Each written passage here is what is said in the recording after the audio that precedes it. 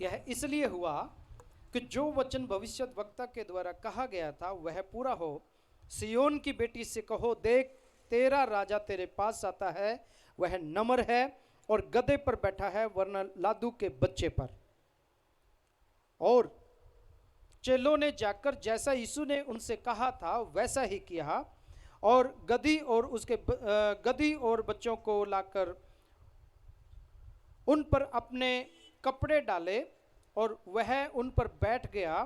तो बहुत से लोगों ने अपने कपड़े मार्ग में बिछाए और अन्य लोगों ने पेड़ों की डालियां काटकर मार्ग पर बिछाई।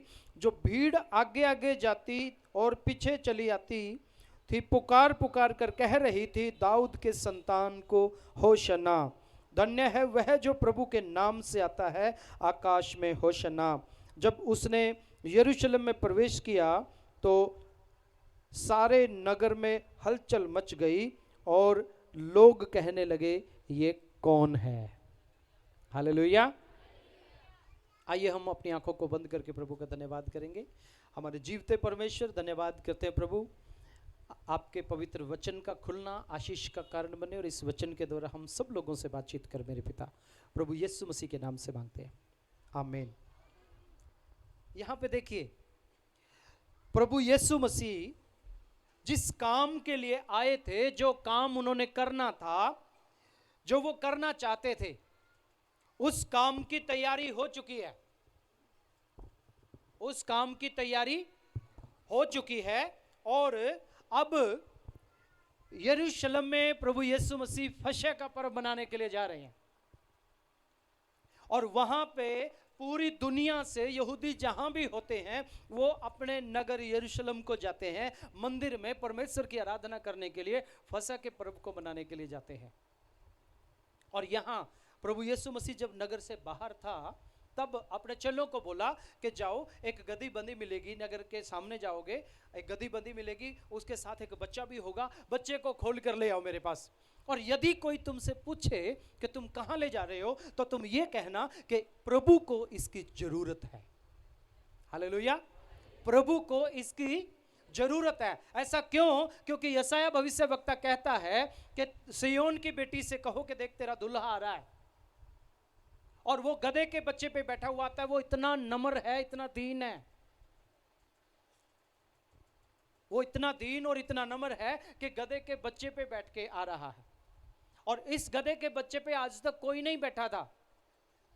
इस गधे के बच्चे पे आज तक कोई नहीं बैठा था।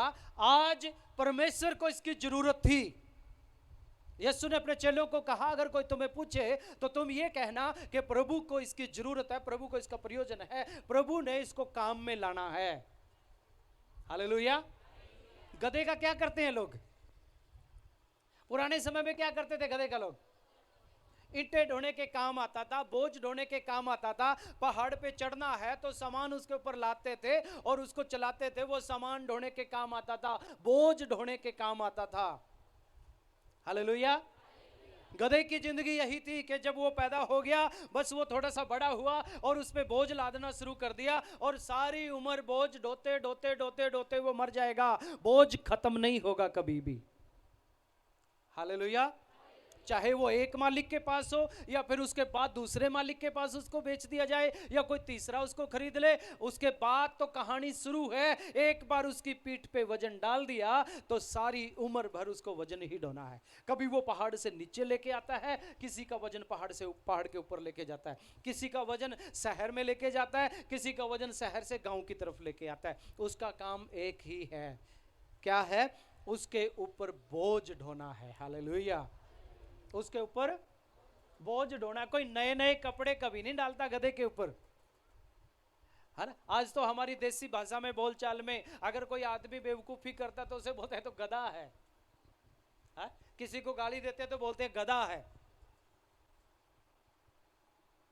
किसी को मूर्ख बनाना है तो बोलते हैं गधा है। गधे को मूर्ख के साथ जोड़ दिया जाता है, गधे की संज्ञा मूर्ख की संज्ञा के साथ मिला दी जाती है, और किसी को मूर्ख बोलना तो मूर्ख ना बोलते हुए उसको बोलते हैं तो गधा है। कोई रिस्पेक्ट नहीं समाज में, कोई आदर नहीं समाज में, कोई पूछने वाला नहीं। बस सुबह उठते ही वजन डालना उसके ऊपर, सुबह उठते ही वजन उसके ऊपर, उसकी कमर पे वजन लाद देना है और उसको ले जाना है। लेकिन आज एक गधे के साथ अद्भुत होने वाला है। हालेलुया। एक गधे के साथ आज अद्भुत होने वाला है। उस गधे का नाम लिखा जाने वाला है कहीं पे। हालेलुया। परमेश्वर को आज उसकी जरूरत है गधे की। लोग उसके ऊपर वजन डालते हैं, लोग उसे बोझ ढोने के काम आते हैं, लेकिन आज परमेश्वर को उसकी जरूरत है। उसकी जिंदगी में कोई उम्मीद नहीं है। गधे की जिंदगी में कोई उम्मीद नहीं है। उम्मीद है तो एक ही है कि सुबह उठते ही मालिक ने उसकी पीठ पे वजन डाल देना है और उसे चलते जाना है, और दूसरा कोई काम नहीं उसका। बारात में भी अगर कोई लेके जाता तो गधे के ऊपर बैठ के सामान ढोते हैं, बाद में गधे को उधर दूर बांध देते हैं। वो बेचारा बोलता भी एक ही भाषा है ना, दूसरी भाषा भी नहीं आती उसे। उस भाषा में हंसना क्या है, रोना क्या है, किसी को मालूम नहीं। बस औंची औंची औंची करता है वो। दूसरी कोई जुबान भी नहीं आती, कोई तीसरा सुर भी नहीं आता उसको कि गधा खुश होकर इस तरीके से बोलेगा और गधा नाराज होगा, दुखी होगा तो ऐसे बोलेगा। कोई नहीं पहचान सकता। गधा बोलेगा तो जो लोग बोलेंगे गधा बोल गया। हा? इतनी बेइज्जती किसी की, इतनी बदनामी किसी की। लेकिन आज प्रभु को जरूरत है इसकी। आज किसको जरूरत है? आज परमेश्वर को जरूरत है इसकी, क्योंकि वो राजाओं का राजा, प्रभुओं का प्रभु इस गधे के ऊपर बैठ के आने वाला है आज। हालेलुया। वो इस गधे के ऊपर बैठने वाला है, और आज तक इस गधे पे वजन नहीं डाला है। एक और गधे की कहानी मैं आपको बताता हूं। एक गधा था, उसने भी देखा कि एक गधे के आगे कल लोगों ने कपड़े बिछाए हैं, लोगों ने नए नए कपड़े बिछाए हैं। हालेलुया। गधे के आगे लोगों ने कपड़े बिछाए हैं। उस गधे के ऊपर यीशु मसीह बैठ के जा रहा था। लोगों ने अपने अपने कपड़े, नए नए कपड़े लेके आए घर से। वो कपड़े जो किसी को शादी में देने थे, वो कपड़े जो संभाल के रखे हुए थे, वो किसी ओकेशन पे सिलवाने वाले कपड़े थे। वो नए नए कपड़े लोगों ने निकाल के उस गधे के आगे बिछाना शुरू कर दिया। हालांकि लोग तो यीशु मसीह के आगे बिछा रहे थे, लेकिन उनके ऊपर तो गधा ही चल रहा था, है ना। कौन चल रहा था उनके ऊपर? गधा। शायद गधा सोचता होगा मेरे लिए बिछाए जा रहे हैं। एक दूसरे गधे ने भी देख लिया ऐसे ही। वो भी दूसरे तीसरे दिन गया, और गया कहां? धोबी के घाट पे, जहां धोबी ने कपड़े धो के सुखा के सूखने के लिए बिछाए हुए थे। और गधे ने सोचा तो पहले से ही बिछे हुए हैं, उसके ऊपर तो कोई बैठा था, मेरे ऊपर तो कोई बैठा भी नहीं है। और वो भी चौड़ा होके चलने लगा, कभी इस कपड़े पे पैर रखे, कभी उस कपड़े पे पैर रखे, कभी देखे लाल वाले पे पैर रखना, और नीले वाला छूट गया, नीले वाले पे पैर रखना, फिर इस पे पैर रखना, ऐसे करके सब कपड़ों पे पैर रखता रखता रखता रखता जा रहा था। धोबी भाई साहब ने देख लिया, क्या किया होगा?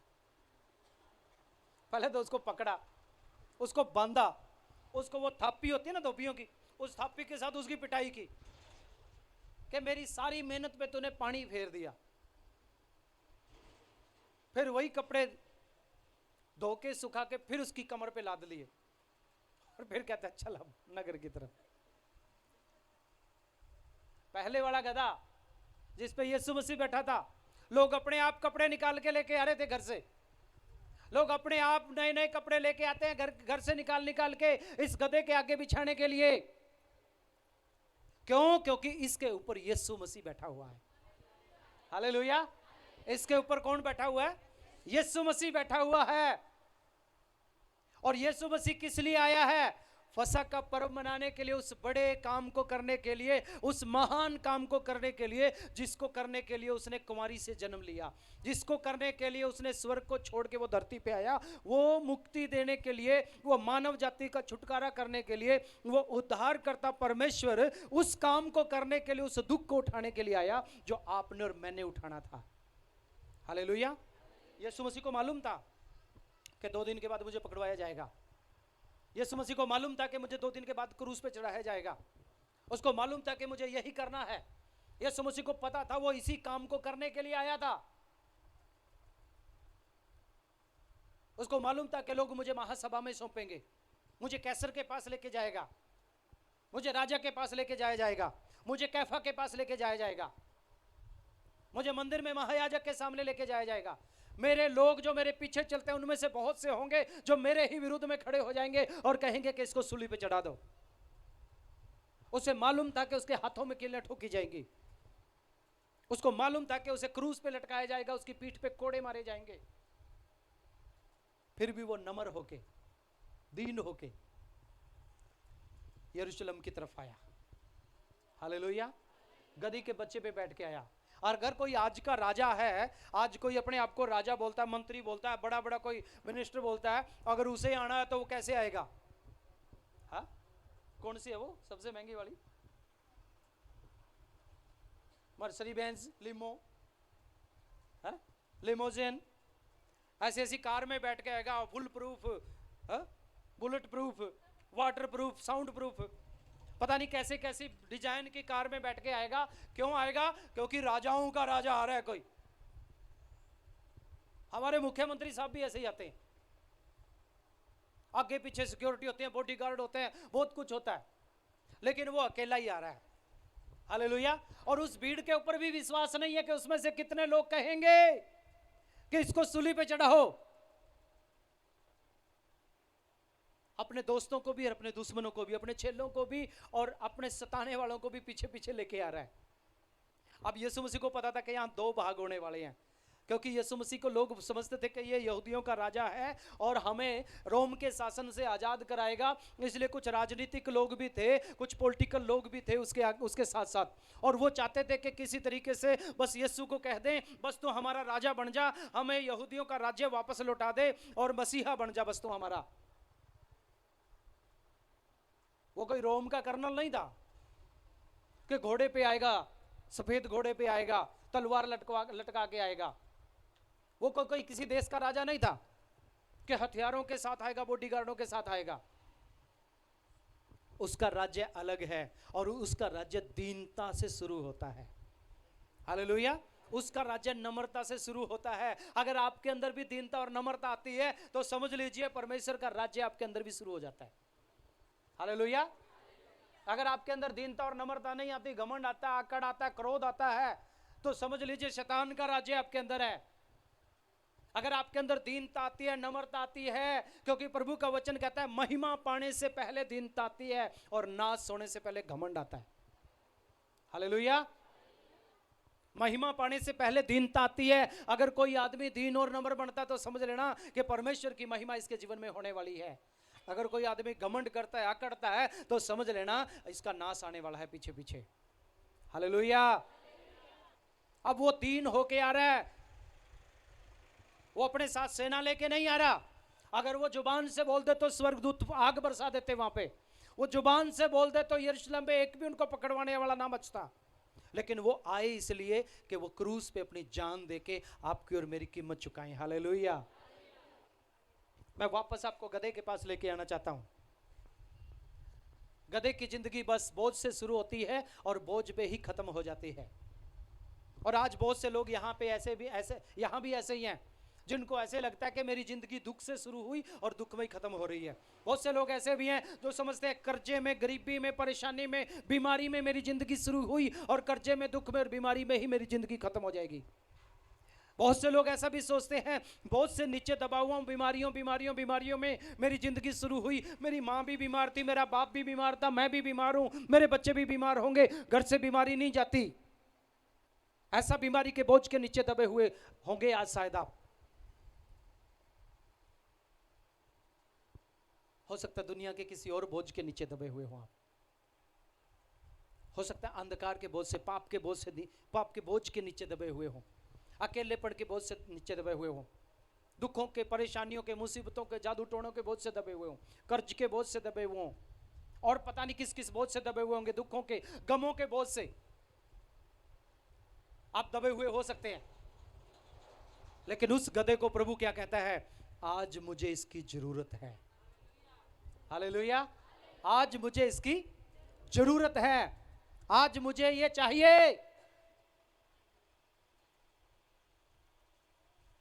हो सकता है ये बुलाहट आज आपके लिए हो, ये पाम संडे आपके लिए हो।